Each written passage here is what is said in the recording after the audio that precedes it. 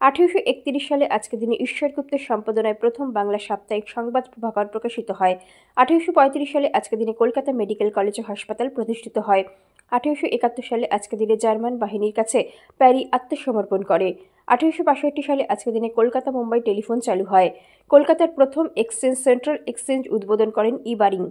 1909 সালে আজকের দিনে স্প্যানিশ আমেরিকান যুদ্ধের পর প্রথম আমেরিকার সেনারা কিউবা ত্যাগ করে।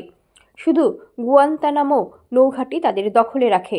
1915 সালে আজকের দিনে কংগ্রেসে আইন পাশের মাধ্যমে মার্কিন যুক্তরাষ্ট্রের কোস্টগার্ড বাহিনী গঠন করা হয়। 1932 সালে আজকের দিনে জাপানি সৈন্যরা সাংহাই দখল করে। 1933 সালে আজকের দিনে নাও আর নেভার পুস্তিকা প্রকাশিত হয়।